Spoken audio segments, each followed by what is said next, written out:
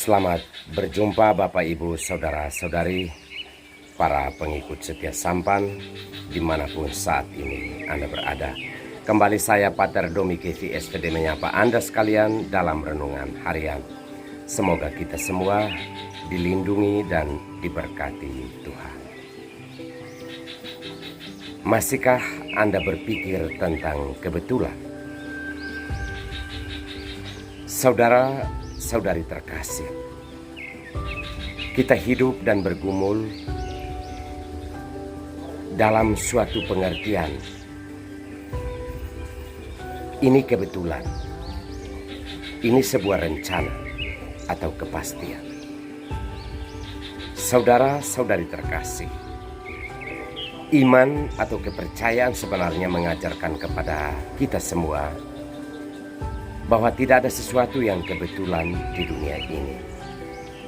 Segala sesuatu sudah direncanakan atau tertulis oleh Tuhan. Maka apapun yang kita alami dan jalani saat ini, itu bukan kebetulan, tapi itu sudah sebuah rencana dari Sang Pencipta. Saudara-saudari terkasih, hari ini kita mendengar dalam bacaan pertama bahwa antara Yakub dan Esau yang berhak untuk mendapatkan berkat itu adalah Esau. Namun dalam proses ini terjadi semacam sebuah kebohongan atau penipuan dari Ribka, istri Ishak, bahwa yang semestinya mendapat berkat adalah Esau, tetapi ternyata yang tampil adalah Yakub. Apakah ini sebuah kebetulan ditambah lagi dengan sebuah kebohongan? Secara manusiawi kita pasti berpikir iya. Tetapi Tuhan memang memiliki rencananya tersendiri. Yang berhak untuk mendapatkan berkat itu adalah Yakub. Oleh karena itu, proses yang terjadi bahwa Ribka harus berbohong bersama dengan Yakub, ini bukan sebuah kebetulan, tetapi semua terjadi sesuai dengan rencana dan kehendak Tuhan. Bacaan pertama ini mengajak kita untuk berpikir tentang hidup, bahwa segala sesuatu yang kita alami dan jalani ini, dengan cara apapun, yang terpenting itu adalah hal yang baik, dengan niat yang baik. Semua itu sudah direncanakan Tuhan. Kita tidak berbicara soal moral dalam proses penerimaan berkat kepada Esau maupun Yakub, tapi kita berbicara tentang rencana dan kehendak Allah. Bisa terjadi melalui cara apapun yang mungkin tidak dipahami oleh kita manusia.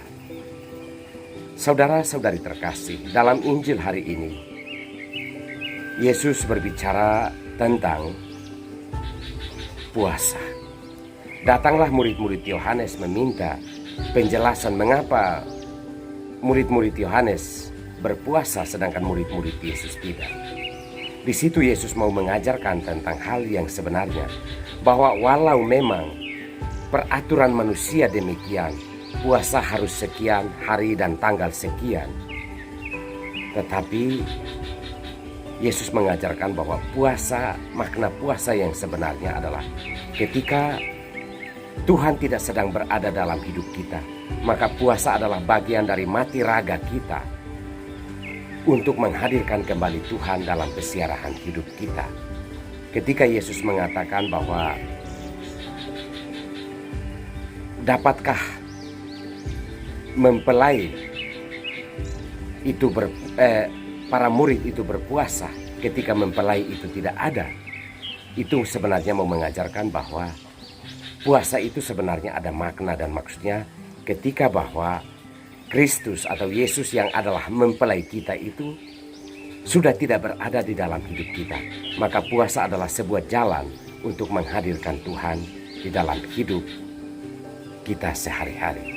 Oleh karena itu, saudara-saudariku yang terkasih, Sabda Tuhan sebenarnya mengajak kita untuk melihat sesuatu secara mendalam. Walaupun dalam peraturannya, Esau harus mendapatkan hak kesulungan dengan menerima berkat dari Ishak.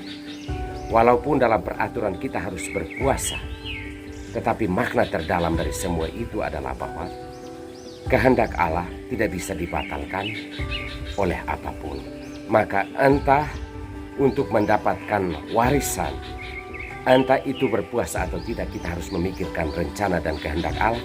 Di balik semua itu bukan ambisi manusiawi kita semata. Marilah kita berdoa mohon kekuatan dan rahmat Allah agar kita memahami rahmat Allah, berkat Allah di dalam hidup kita, bahwa segala sesuatu itu ada tujuannya.